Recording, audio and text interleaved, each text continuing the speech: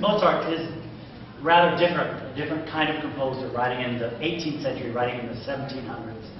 And it's hard for us today, over 200 years later, to understand all the jokes, all the code words of this wonderful 18th century language, this musical language. And without getting too much into that, let me just say that 18th century opera was very stiff and very codified. And there was this thing called serious opera, and it was very serious. And there was this thing called comic opera, which was really kind of silly, and the two didn't mix at all. And what Mozart has done in these three great Italian operas in the last decade of his life, well, it wasn't a very long life, with Marriage of Figaro and then Don Giovanni and then Così fan tutte, is he has combined those two. So these are comedies that have a serious twist to them, not only because they're serious subjects that are discussed, but also because he takes the language of serious opera and uses it a lot as parody.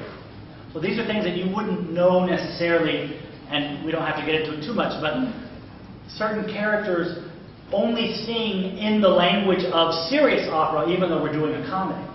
And they tend to be the noble characters, the aristocratic characters, whereas the peasants, the servants, sing in a very tuneful, popular style, which is what comic opera was always written in the 1700s. Whereas the serious opera style had a lot of what they call coloratura, where you're singing one syllable on lots of notes, and a lot of real driving rhythms as opposed to the more tuneful, melodic, popular style. And so if you're in 1784 listening to this new opera, you're thinking, this is weird. I've never heard this combination. It's like combining rap music with church music or something like that. And so there's a real sense of style that we don't necessarily pick up on. But what makes this opera endure, even when we don't get all the musical references, is this amazing story. So I really want to talk more tonight about the story itself and how it unfolds with this incredible group of characters. You have to understand the really serious social overtones, because it really does give this opera, this play, a completely different feeling from The Barber of Seville. The Barber of Seville features a lot of slapstick. It features a lot of situational comedy, where it's all about trying to sneak into the house in a ladder, or going into the house disguised as someone's voice teacher and, you know, making out with her when you're supposed to be giving her a voice lesson. This becomes a lot more serious. This is about this wonderful couple who are clearly presented as decent, intelligent, capable, attractive people, and we identify with them.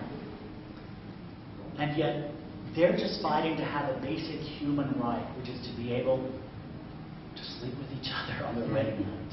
Okay? And obviously the Count is in the way of that. So basically what happens in this opera is that we meet all these characters. We immediately see that the Count and Figaro are in their own way very similar.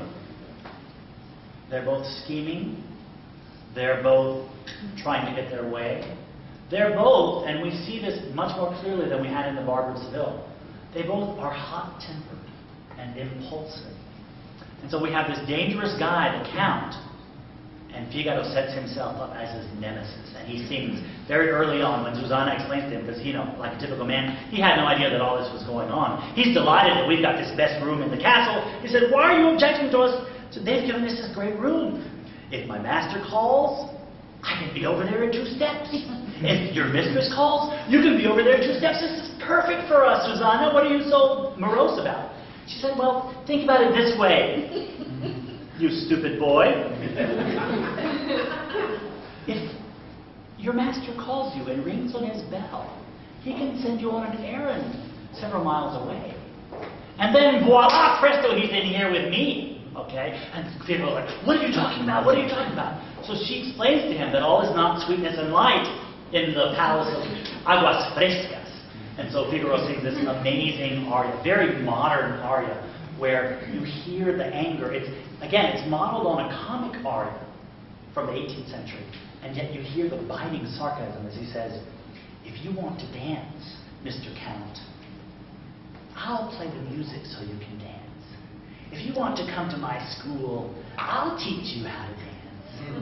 Because I know a trick or two, and you're not going to get the best of me." This is pretty shocking in the 1780s, okay? It's a servant declaring open rebellion against his master. So he sings this,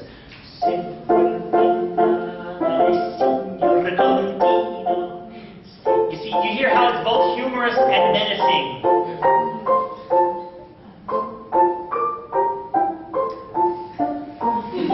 So, I mean, and it's really scary because it's so delightful, and then he goes crazy.